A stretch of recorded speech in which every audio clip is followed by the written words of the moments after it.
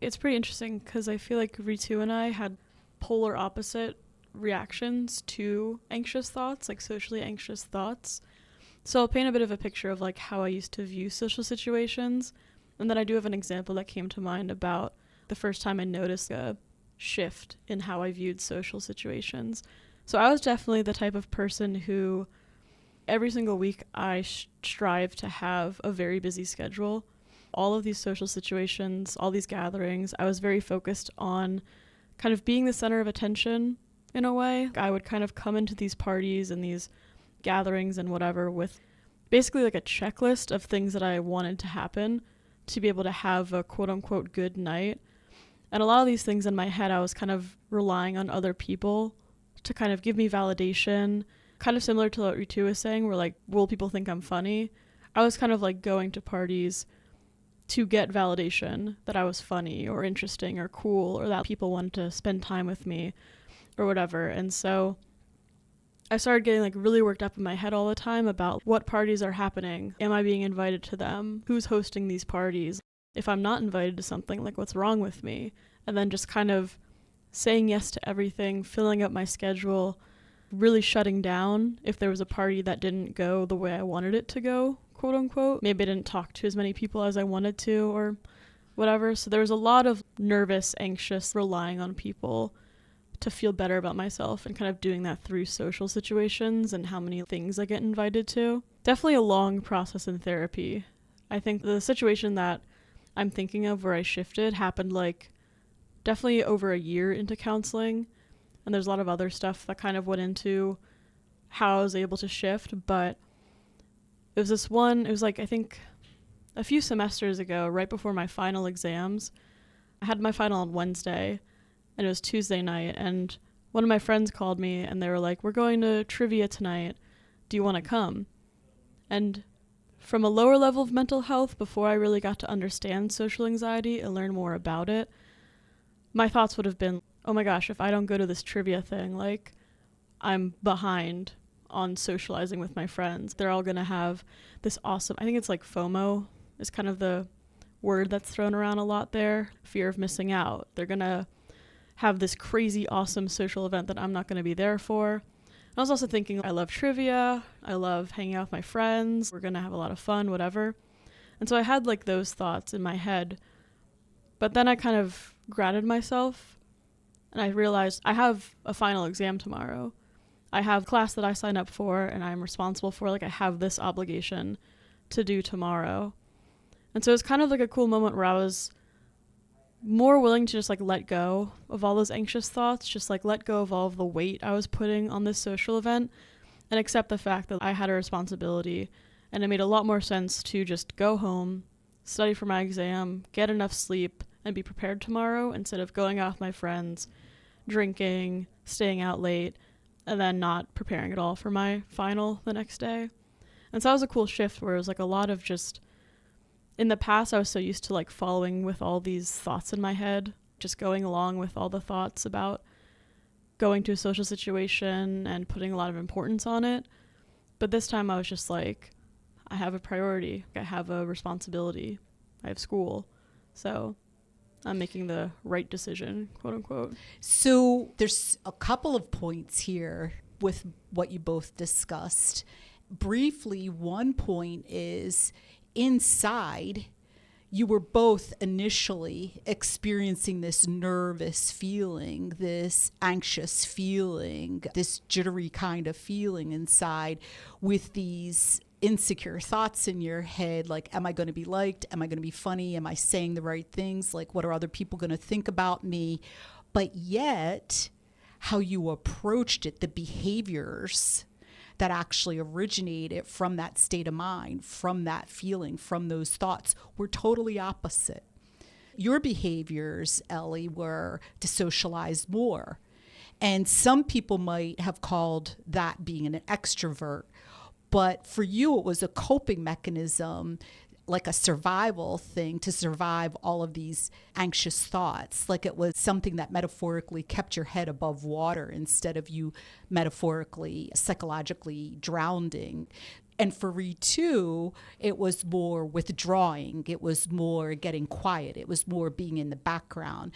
Those are totally opposite behaviors, but yet they were coming from basically the same psychological experience inside, the self-doubt, the frantic kind of thinking, the me thoughts, focusing on me and how I look and how I appear. And then feeling some kind of racing heart, sweaty palms, shaky legs. And so it's really interesting. And Ritu, some people would have called you, or you might have called yourself an introvert. Yet these were coping mechanisms that you were doing. These were behaviors that you were doing in response to the social anxiety you were experiencing. So you can't always tell what's going on with the person by their behaviors. It's more asking them and understanding like what is going on with them. Ellie, you were able to, in a similar situation, as you were starting to have some of those anxious thoughts, you were able to understand it was just thought. You were able to understand more about those thoughts, that they were insecure thoughts or they were conditioned thoughts. You understood how to see beyond them and listen to innate wisdom inside. And when you were starting to see from innate wisdom, you basically in some way said, what's the right thing to do? From that inner knowing, you decided to not go out. You decided to go to bed early and make your exam the next day the priority. So that's, in a nutshell, more mental health that you cultivated within mental health counseling, specifically 3 principles: psychology. Am I good enough? Are they going to like me? Today on Got Your Back podcast, we're going to be talking about social anxiety. Understand you are capable of much more than you think.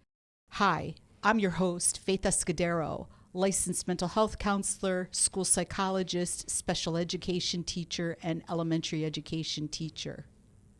Hi, I'm Ritu. I'm the junior host of the Got Your Back podcast. I've been an active client of mental health counseling, grounded in the 3 principles for around 2.5 years now.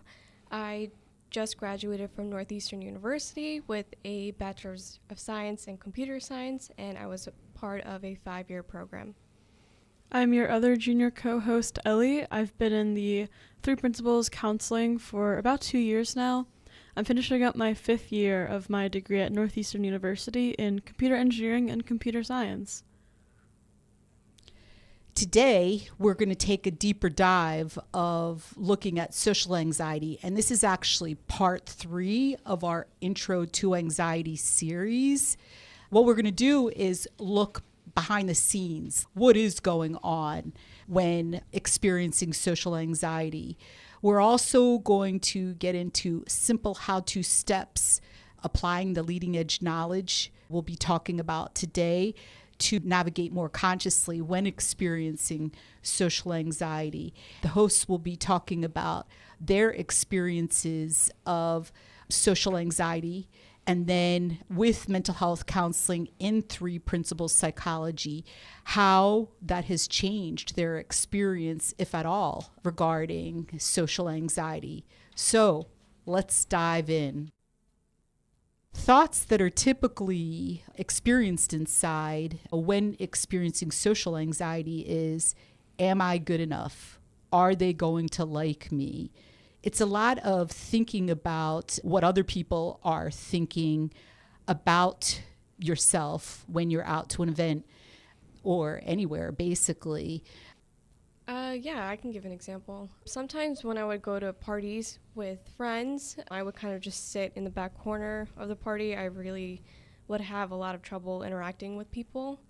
I went to an event with someone, I would always let them do the talking, because in my own head, I would just be very anxious about being at the event and talking with other people.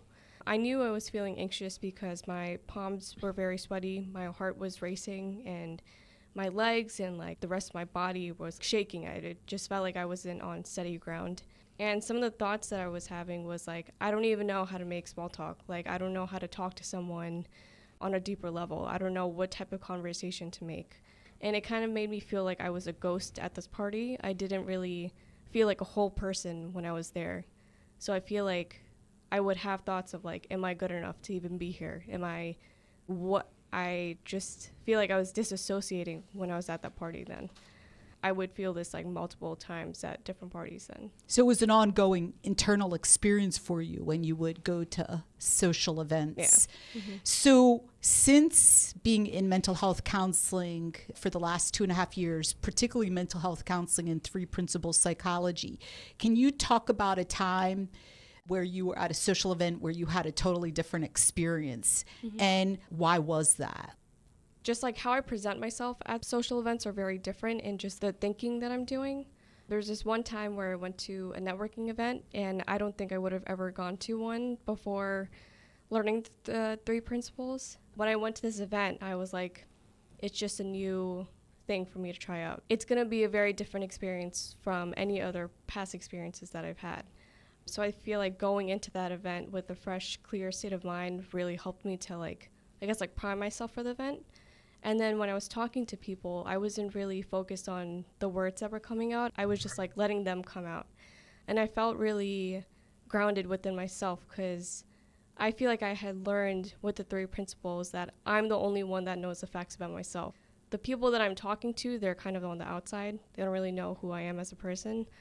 And whatever I'm doing in that moment is really affected by how grounded I am with myself, if that makes sense then. What happened for you that you were able to make that shift? I feel like the biggest thing was knowing how to stay grounded in any moment that is happening throughout my whole life. But also another big thing was learning how to have respect for myself. I feel like previously when I was talking about how I felt like a ghost at that party, I was kind of thinking that everyone else is better than me or bigger than me. But I feel like, especially with this networking event, I felt like I was part of this. I felt really grounded within myself, and I was like, I know what I'm talking about. I feel good about myself. And I feel like it was a lot of internal shifts about what I was doing with my thinking that helped me to get to the place that I was, or like I am at right now. So you have learned new knowledge about yourself. Mm-hmm. And about how to approach social situations so that you're able to more naturally, more easily, more interested in what everybody else is saying than worried about how you're coming across or what you're saying. Also be grounded within myself where I'm not letting these negative thoughts really like ruminate in my head then. So before, the focus was more on thinking insecure thoughts and being invested in those insecure thoughts. What are people thinking of me? How do I sound? Am I saying the right words? And over the 2.5 years, it turned more into, I'm interested in what you have to say, and I'm just responding naturally to it. Am I correct in understanding? Mm-hmm. So as the podcast continues, we're going to break this down more and more what that actually is, because it was actually a lot of moments Ritu has been able to make that shift. Ellie, can you give an example? Yeah, it's pretty interesting because I feel like Ritu and I had polar opposite reactions to anxious thoughts, like socially anxious thoughts. So I'll paint a bit of a picture of like how I used to view social situations. And then I do have an example that came to mind about the first time I noticed a shift in how I viewed social situations. So I was definitely the type of person who every single week I strive to have a very busy schedule. And then like all of these social situations, all these gatherings, I was very focused on kind of being the center of attention in a way. I would kind of come into these parties and these gatherings and whatever with basically like a checklist of things that I wanted to happen to be able to have a quote unquote good night. And a lot of these things in my head, I was kind of relying on other people to kind of give me validation, kind of similar to what Ritu was saying, where like, will people think I'm funny? I was kind of like going to parties to get validation that I was funny or interesting or cool or that people wanted to spend time with me or whatever. And so I started getting like really worked up in my head all the time about what parties are happening. Am I being invited to them? Who's hosting these parties? If I'm not invited to something, what's wrong with me? And then just kind of saying yes to everything, filling up my schedule, really shutting down if there was a party that didn't go the way I wanted it to go, quote unquote. Maybe I didn't talk to as many people as I wanted to or whatever. So there was a lot of like just nervous, anxious, like relying on people to feel better about myself and kind of doing that through social situations and how many like things I get invited to. Definitely a long process in therapy. The situation that I'm thinking of where I shifted happened like definitely over a year into counseling, and there's a lot of other stuff that kind of went into how I was able to shift, but it was like I think a few semesters ago, right before my final exams. I had my final on Wednesday and it was Tuesday night, and one of my friends called me and they were like, "We're going to trivia tonight. Do you want to come?" And from a lower level of mental health, before I really got to understand social anxiety and learn more about it, my thoughts would have been like, oh my gosh, if I don't go to this trivia thing, I'm behind on socializing with my friends. Like they're all going to have this awesome, I think it's like FOMO word that's thrown around a lot there, fear of missing out. They're going to have this crazy awesome social event that I'm not going to be there for. I was also thinking, I love trivia. I love hanging out with my friends. We're going to have a lot of fun, whatever. And so I had those thoughts in my head. But then I kind of grounded myself and I realized I have a final exam tomorrow. I have a class that I signed up for and I'm responsible for. Like I have this obligation to do tomorrow. And so it's kind of like a cool moment where I was more willing to just let go of all those anxious thoughts, let go of all of the weight I was putting on this social event, and accept the fact I had a responsibility. And it made a lot more sense to just go home, study for my exam, get enough sleep, and be prepared tomorrow instead of going out with my friends, drinking, staying out late, and then not preparing at all for my final the next day. And so that was a cool shift where it was like a lot of just, in the past I was so used to like following with all these thoughts in my head, just going along with all the thoughts about going to a social situation and putting a lot of importance on it. But this time I was just like, I have a priority, I have a responsibility, I have school. So I'm making the right decision, quote unquote. So there's a couple of points here with what you both discussed. Briefly, one point is inside, you were both initially experiencing this nervous feeling, this anxious feeling, this jittery kind of feeling inside with these insecure thoughts in your head, like, am I going to be liked? Am I going to be funny? Am I saying the right things? Like, what are other people going to think about me? But yet, how you approached it, the behaviors that actually originated from that state of mind, from that feeling, from those thoughts, were totally opposite. Your behaviors, Ellie, were to socialize more. And some people might have called that being an extrovert. But for you, it was a coping mechanism, like a survival thing to survive all of these anxious thoughts, was like something that metaphorically kept your head above water instead of you metaphorically, psychologically drowning. And for Ritu, it was more withdrawing. It was more getting quiet. It was more being in the background. Those are totally opposite behaviors, but yet they were coming from basically the same psychological experience inside, the self-doubt, the frantic kind of thinking, the me thoughts, focusing on me and how I look and how I appear, and then feeling some kind of racing heart, sweaty palms, shaky legs. And so it's really interesting. And Ritu, some people would have called you, or you might have called yourself an introvert, yet these were coping mechanisms that you were doing. These were behaviors that you were doing in response to the social anxiety you were experiencing. So you can't always tell what's going on with the person by their behaviors.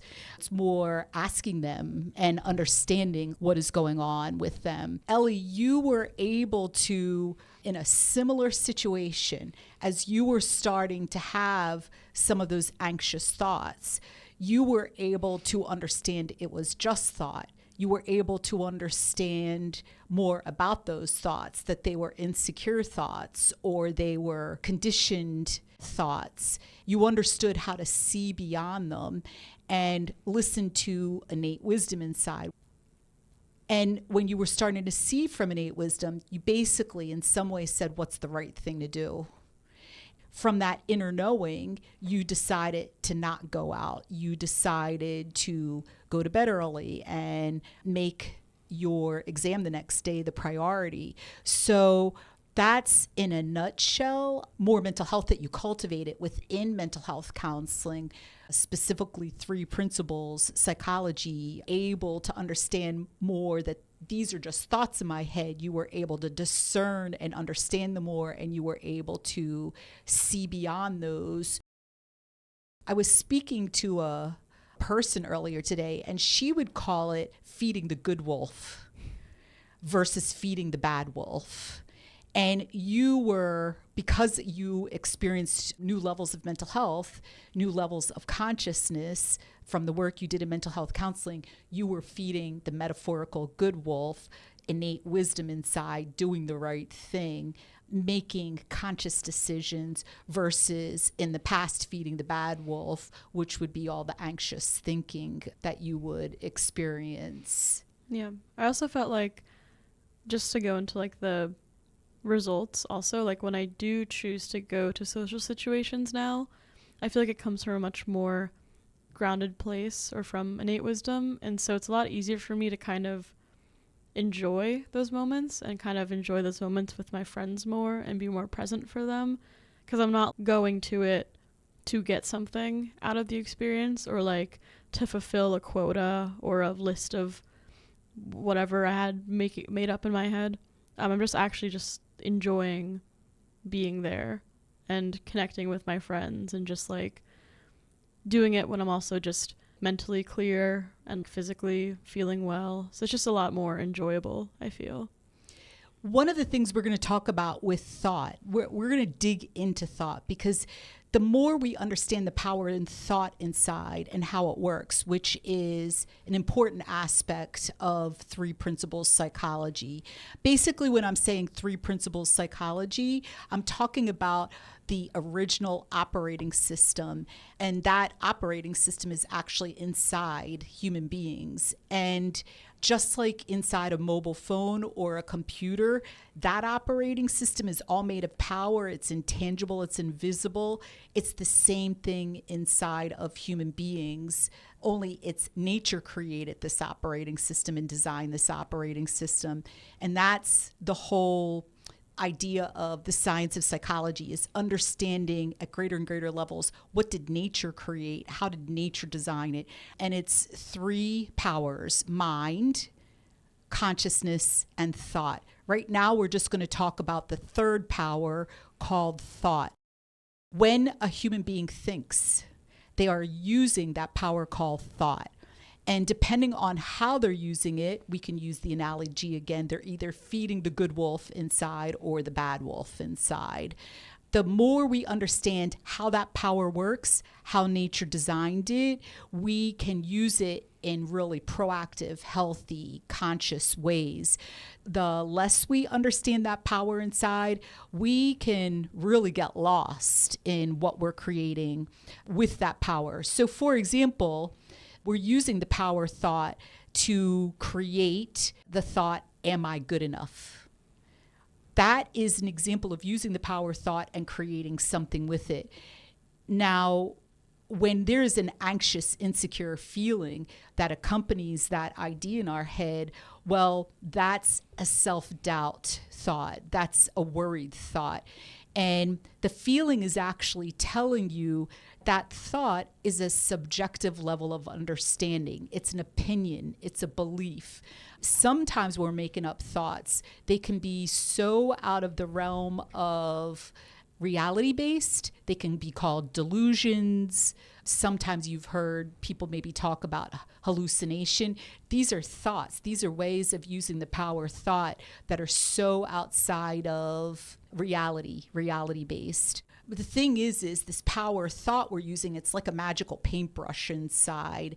And whatever we're creating with it, it's temporary unless we hold on to it, unless the thinker gives it credibility and says there's some kind of value to this thought. So someone who is experiencing social anxiety and they're living at a lower level of self-awareness or mental health, what they can do is give a lot of credibility to this thought, am I good enough? And then that's when it turns into more of a thing at a party, at a social event.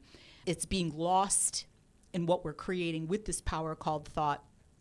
And it's really believing these thoughts and looking at the world through this invisible lens that we're creating inside.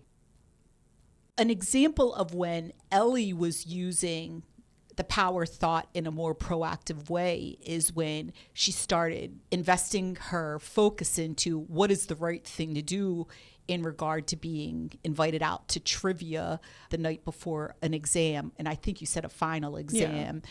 So that also is using the power called thought, and it's creating the thought, what is the right thing to do? But the feeling behind it was a secure, grounded, clear feeling. And that's saying, oh, I'm starting to look in the direction of this power inside called innate wisdom. That's feeding, metaphorically, the good wolf. That's when you're starting to really see from your authentic self. One's mind is much more open. They're able to see more of a wide angle lens, the situation. They're able to experience more facts and awareness. And this is the feeling behind that thought. What is the right thing to do? That grounded, secure feeling. It's saying you're now seeing from an objective level of awareness. You're now seeing from the impersonal, neutral state. And this is the heart and soul of social anxiety, is that we're using the power called thought. We're using it with less awareness, and we're creating all these beliefs and opinions, this subjective level of awareness. I do definitely feel like one of the things that I noticed a lot in myself was just, like, I feel like this was a habit I had of making, like, a pros and cons list of going out kind of in my head, really, really thinking. Like, I remember the trivia night, it was with friends of mine that just graduated and were moving out, and so I felt myself going to this old pattern of, okay, pros of going out. I'll see my friends, I won't miss out, I'll do all this stuff. And it's just a lot of thinking. And then when I realized I was doing that and stepped back and just asked very openly myself, what should I do tonight?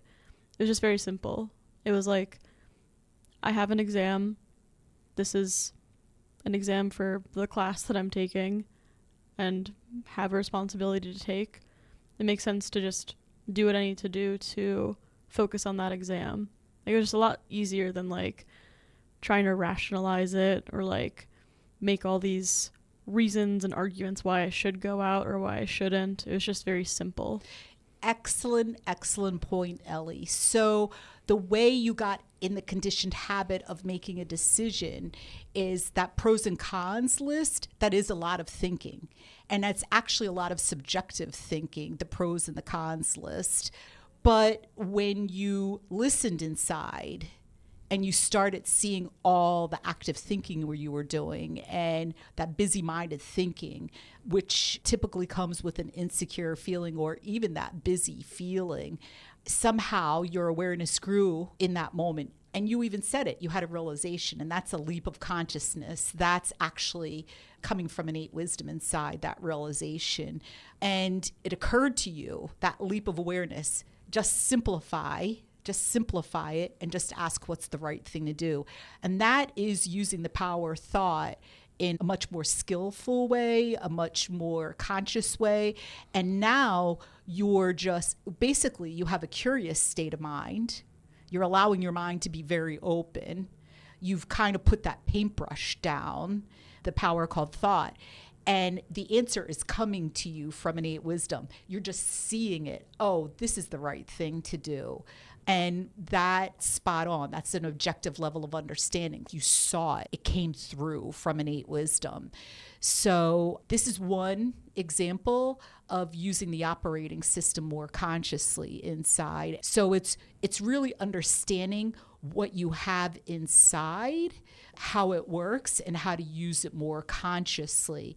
And the thing is human beings have all these amazing capabilities inside. And no, it's not using the 1/3 of what the brain is capable of doing. It's actually learning how to use the mind more the way it was designed. And the brain and the mind are actually different entities inside of us with different capabilities inside of us. So often when we're going into a lot of that thinking, that is more using our brain, especially when you're talking about the speed. The brain is more like a fancy computer. It's like how fast you can think or how much memory you have and what you store inside of it. Where the mind, that's where gut instinct comes from, inner knowing, realizations. It's more like it's your guidance system. That's where all the best things happen. Felt better about being vulnerable in certain social situations. I feel like before I learned about the 3 principles, I kept focusing so much on like what I was doing, what I was saying, and I wasn't really present. And I feel like even if I admitted to myself that I was feeling nervous and that I'm not in the right mindset to be going to these social events, I would have just been like judging myself even more. But I feel like after learning the 3 principles, I said to myself, like, it's okay that I'm being vulnerable. Like, I'm still showing up to these events. I'm still putting myself out there. I'm accepting myself as I am, and I'm going to see where this goes. So I feel like also being vulnerable is like a key part to all of this. Is that true, Faith? Wonderful point, Ritu. So when you're talking about accepting yourself where you're at, that is a really healthy state of mind. That is using the mind more consciously. And again, when you're accepting from security, from innate wisdom, because of the feeling inside. It's grounded, it's clear. When we accept something and there's an insecure feeling inside, that's when we're basically giving up or we're surrendering in a bad way, or let's say a not good way, a not healthy way. When we're accepting something from that clarity inside, that security, that grounded feeling, and we're talking in live time, well, now you're seeing things as they are. And you're basically saying to yourself from the impersonal, life is good where it's at right now. You're allowing yourself to embrace things as they are in live time with this clarity inside from innate wisdom, versus before you would be using the power thought where you always were being like super analytical with yourself, like kind of putting yourself under a microscope. And how you knew it is your mind would be busy, you would feel really nervous inside, you would feel all this self-doubt. And that was using the power thought less consciously, where you were seeing from the personal, you were being really hard on yourself. It's not possible to relax when you're judging yourself and you're putting yourself under a microscope. Here's the other point I want to make. We can have these anxious thoughts. We can have these self-doubt thoughts, but it's what we do in response to them that matters. Are we going to believe them? If we believe them, now we're really getting lost into what we're creating with thought. What we could be doing besides believing them is we could just be observing them, noticing them, allowing our awareness to grow about them. And this is when we have a healthier relationship with the thoughts that are going through our head. This is when we're actually just like allowing them to leave, allowing ourselves to ground inside and allowing our head to clear out. And or we're allowing our understanding to grow in live time about thought or about the particular thoughts we're thinking. The problem isn't really thinking the thoughts. The problem really begins with what do we do in response to the thoughts when we're experiencing them? Or what are we doing in response to the insecure feeling, which is a feature of the insecure thoughts? Are we listening to it? Are we, in the earlier episode, Ritu talked about sitting with a feeling. Really, that's just observing and noticing the feeling instead of trying to make the feeling go away or trying to fix the feeling from insecurity. It's allowing a receptive state of mind when in the feeling and just allowing understanding to grow about the feeling. And that's a really important feature of becoming more self-aware. Ellie pointed that out. She started listening to the pro and con list that she was making in her head about going out to trivia. She wasn't buying into them. She was observing and noticing, and all of a sudden it clicked in her head. Oh, look, like there's something simpler I can be doing. Look at all this activity I'm doing in my head. And she just was able to naturally shift instead of deciding to keep thinking the thoughts and believing the thoughts. And I call that kind of being in a fast train to nowhere. Instead, you observed and noticed what was going on inside, and your understanding started growing. You started becoming more present. Oh, like this is what I'm doing inside. And then you just naturally experienced a shift, like it clicked, like, oh, there's a better way to go about this. So that's actually called self-regulating. And that's an important thing. Every human being, it's in their best interest to learn at greater levels, and it's much simpler to learn what self-regulation is with a provider who specializes in 3 principles psychology and has a lot of knowledge. That is something that I facilitate my clients to understand at much greater levels is, okay, I'm in this state right now. What steps do I take inside so I live in a better state right now? And that's called self-regulation. And we're all able to do it. We just do it less with less self-awareness or less mental health. So this is basically a really, really important psychological skill to understand at greater levels. I had a question. Is there a difference between confidence and having self-awareness then? Totally, yes. So confidence to me is a temporary state. Mm-hmm. It's like believing in yourself. Self-awareness are realizations you've experienced inside. And you can't make realizations happen. You can allow realizations to happen. You can understand at greater levels, what are realizations? How do I experience them? So confidence to me is something you can decide to do. It's a temporary state. Self-awareness is something you cultivate. It's something you experience inside. And actually, the more self-awareness you cultivate, the more realizations you have about who you are, what you're capable of, how you function. You just naturally live in a more calm, resilient state. You're just more your authentic self without really trying. And that's very different than confidence. To be more resilient, to be more comfortable in your skin, that's a level of consciousness. That's a level of mental health. Confidence can wax and wane. It's more prudent. It's more wise to put the work into being more resilient.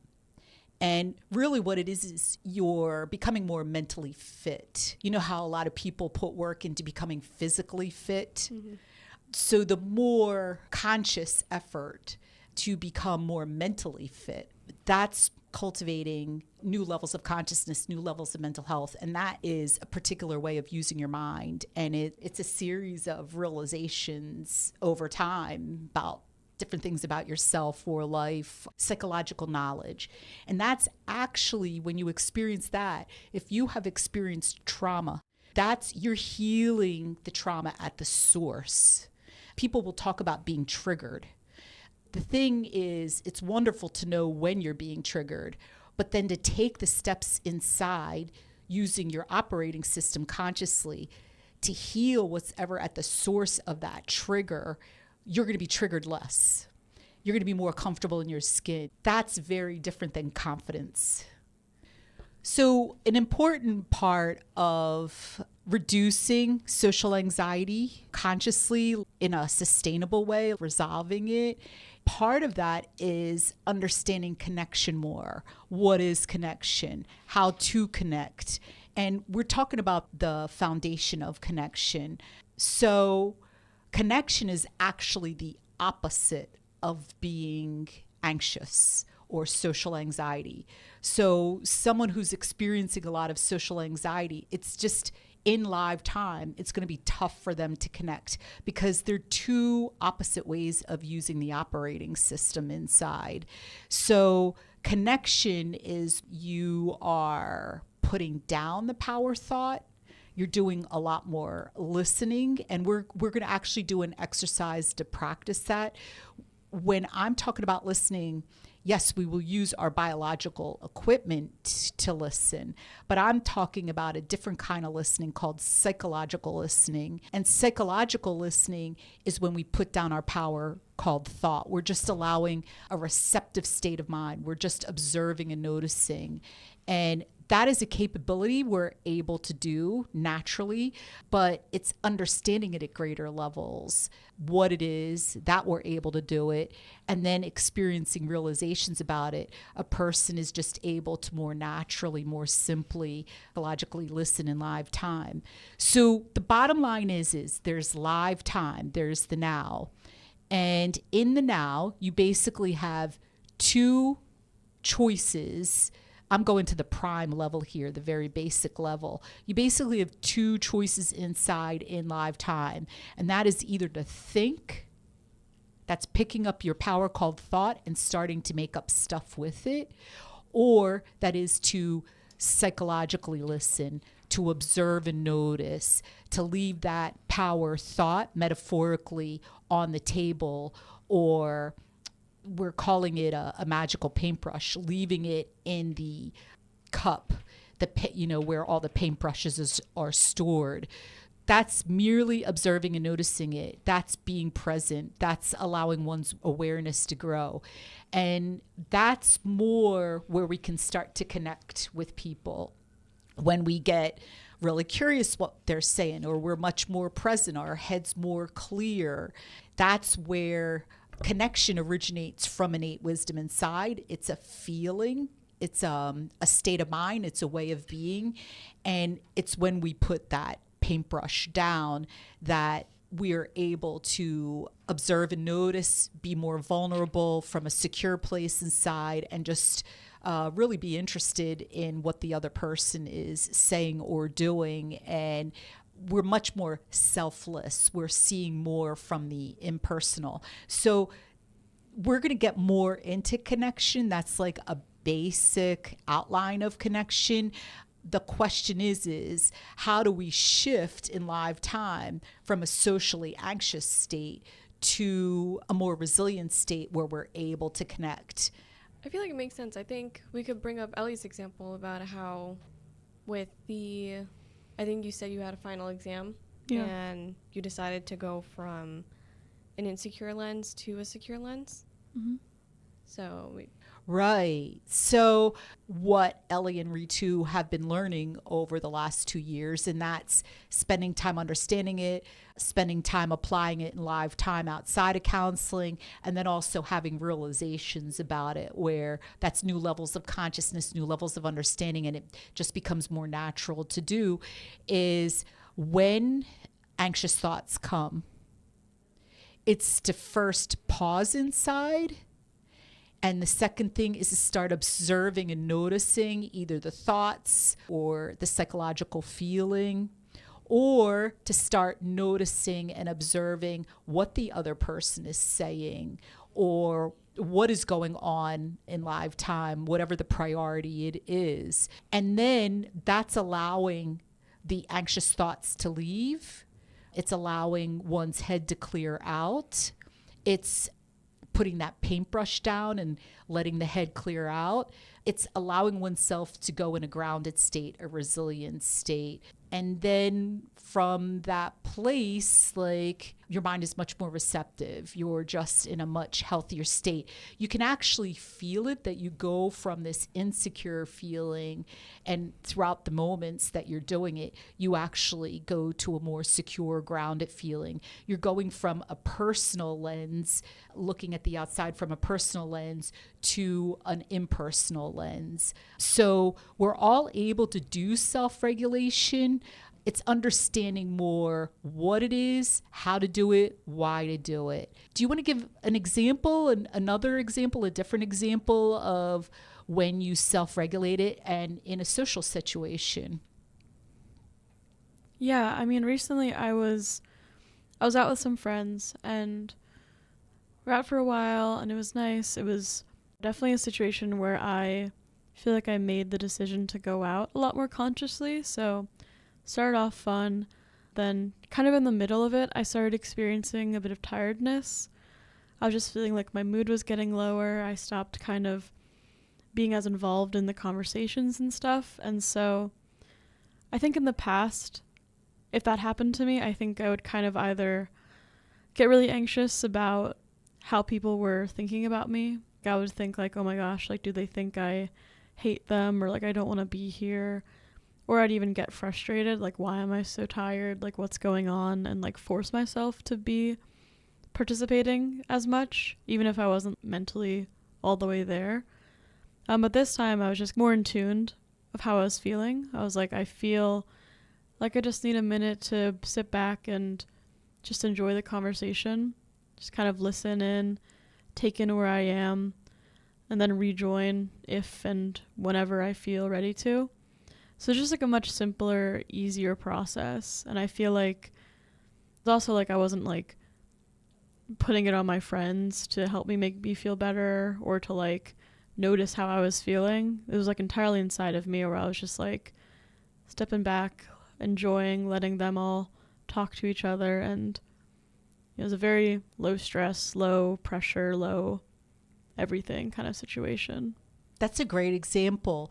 So you went to the inside, you went within, and you started listening on the inside. And by observing and noticing, by psychologically listening, you were actually seeing your mood drop. Like you were feeling the biological sensation of tired, but then instead of using your paintbrush to react to it or make up a lot of stuff about it or believe any anxious thoughts you started having, you went within, you listened inside, you observed and noticed, you psychologically listened, and it sounds like you were just much more gentler with yourself, which is really cool. Like, how can you be really good friends with someone else if you don't know how to be a good friend to yourself? That's something that I've occurred to me over time. And so you observed and noticed, you listened inside, and then as you were understanding your mood was dropping, you made conscious decisions to just like sit back and enjoy it, not push yourself to do anything, do more listening, do more observing of whatever anybody is saying or what's going on during the activity. Yeah, it's almost like you're driving on the highway and you feel the car is going a certain rhythm and you drop it down to like sixth gear. Like if you have a manual transmission, maybe going to fourth gear or third gear on the transmission, you go into sixth gear and you just kind of kick back, breathe it in. So that is a really excellent example of self-regulation inside. Definitely when the metaphorical battery is going low on the inside, in this case, you called it the physical feeling, the biological feeling of tired, the mood definitely can drop. And a lot more anxious or insecure thinking can happen just because the metaphorical battery inside, which is mind, it needs restoring. And that's one reason we go to sleep or we eat food when we're hungry. Those are small ways or important ways to recharge the battery. And so it totally makes sense that while your metaphorical battery was getting lower, that all of a sudden this low mood thinking came in. But with all the mental health you've cultivated, you were able to navigate it so much more consciously and self-regulate. Yeah, someone else could maybe take those anxious thoughts seriously, start acting on them, and then maybe a conflict starts that doesn't even need to start, or maybe somebody starts smoking a lot more cigarettes or pot to alleviate the anxious feeling inside. That's all on the outside. And that's really not temporarily fixing the situation, which may or may not work. going inside and self-regulating and using your operating system more consciously, that is sustainably resolving what is currently happening inside. I thought it might be a good idea. We've been talking about psychological listening, but I thought it might be a really good idea that we actually practice psychological listening, give an opportunity to our listeners to actually experience what psychological listening is. Yeah, I know it was a big thing to do when I was first starting counseling and at the beginning of appointments specifically, because where I was at, I kind of was carrying around a lot of thoughts all the time. And so when I'd go to sessions, like my mind would be super cluttered with like anxiousness, or like if I did poorly on a test that day or got into like a fight with someone, I would just like be super cluttered and crowded. And so we would do a psychological listening exercise to just kind of reground. Like I could feel my mind clearing as we were doing the exercise. I was just kind of letting go of all of these thoughts and my mind was just quieter. I felt like I was able to focus a lot more in the session. I felt a lot more just like present because I wasn't thinking about 100 different things. I was just focused on what was happening in the moment. So you were learning about an important skill or capability that was inside. You were learning about it. You were experiencing it. Your awareness was increasing about it, but also at the same time, it allowed your mind to be more in a state to take a lot more in during the counseling session. So it had multiple purposes to it. I still remember the first time you showed me psychological listening. I remember you were playing a tape of an orchestra, and I was trying to listen to it, but all the things that I kept focusing on was, oh, it's an orchestra playing. These are the instruments that are playing right now. It sounds kind of sad. These are the dynamics of the orchestra right now. And after we talked about what I was doing, I realized I was still thinking. I was still overthinking, and I was still not really being present in that moment. With what I realized about psychological listening, it's really learning how to let go of any thoughts that you're having. You can observe and notice them, but for me, I feel like by believing them, I wasn't really being present and focused on what the point of that moment was. And I feel like psychological listening has really helped me to stay present with any moment or anything that's kind of anything that I'm facing. So it's just helped me feel grounded within myself and helped me realize that I am capable of making myself feel better at any moment then. That is an excellent point, Ritu. When I've done psychological listening exercises with my clients, and you can do psychological listening exercises through any of your biological senses. You were describing the psychological listening exercise was through the biological hearing, the auditory. We can also do psychological listening through the visual, through the sense of taste or gustatory. We can do it through our sense of smell, which actually that's where aromatherapy came from, is by observing and noticing the smells, by just simply experiencing them, not thinking about them, you're actually allowing your mind to clear. We can also do it through movement. Athletes, pro athletes, one of the reasons they do these magical moves in their sport is because their mind is clear and they're listening to innate wisdom, and it's coming from innate wisdom as they're making the shot or doing the kick. There's also vestibular, which that's also biological, and that's when we're experiencing gravity, as bungee jumping, such as jumping out of an airplane, such as being in a rocking chair or being on a trampoline. So we can psychologically listen, we can observe and notice, we can simply experience through any of our biological senses. We also can go within and listen to the feeling we're living in, or observe and notice the thoughts that we're having. One thing I've learned from my clients is when they still go into thinking when we're doing a psychological listening exercise, there's this idea of identifying what it is they're hearing or touching or smelling or commenting on it.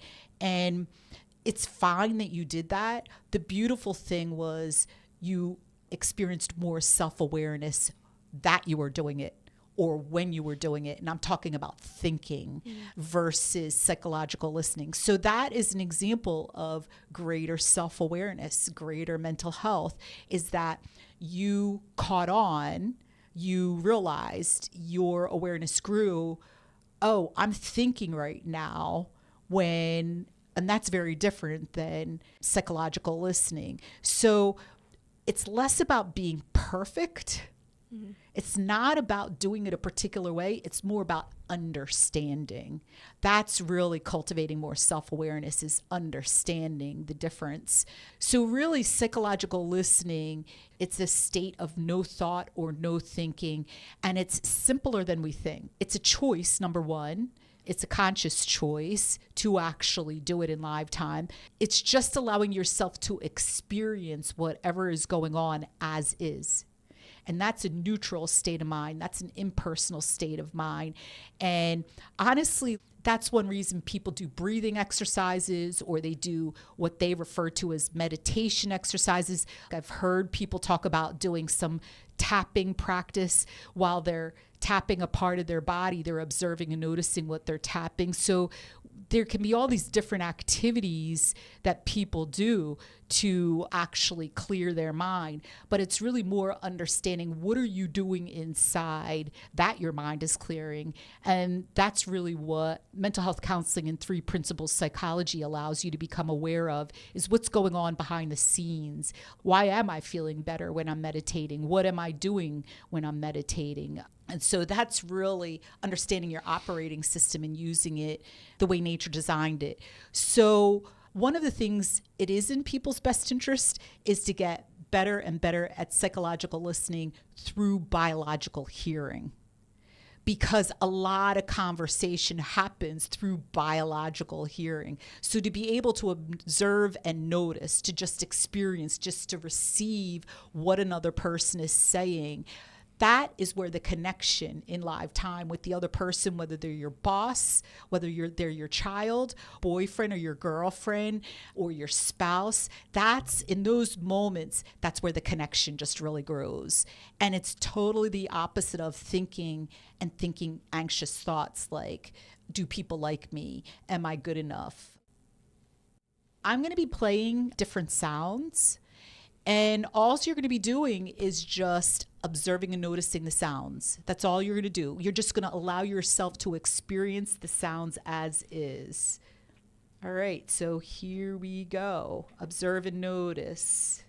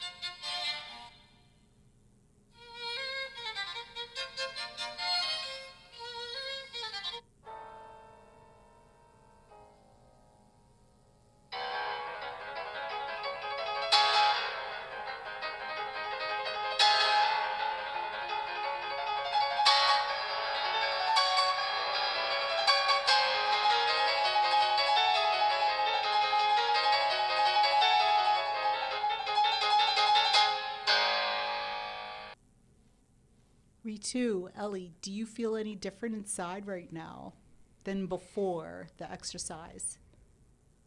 I definitely feel a lot more lighter inside.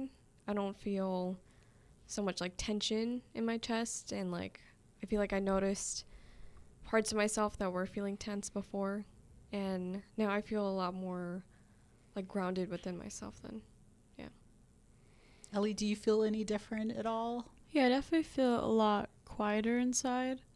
Just like a lot more grounded and calm and present. When we're psychologically listening, that is our ultimate reset button. That is, for some of us that haven't learned about our operating system or cultivated more mental health, our natural reset button could be anxiety. It could be anger. For some people, it's been sadness or just a lot of busy-minded thinking. And so those are reset buttons inside of human beings that have innocently developed habits with the way they've come to use their operating system. And that's actually living at a lower level of consciousness or a lower level of mental health. To understand psychological listening, to allow it more in live time in any situation, even say your boss is like yelling at you, you are still able to choose with your free will to psychologically listen in live time. And what's going to happen is you're going to stay really grounded and resilient, and you're going to realize something that's really important. I have no idea what you're going to realize. That's the power of innate wisdom. But it's going to inform you this new piece of psychological awareness, objective level of understanding, facts, whether might be like why your boss is screaming at you, or it could be some solution to some problem at work or something else in your life. Could be something you understand about yourself at new levels. To really connect with another human being, it does take a quieter mind and that connection to come through from innate wisdom. It's really being interested in what they're saying. It's really being curious about what is their point. Yeah, so that's kind of a beginning place to start. We're wrapping up today's session.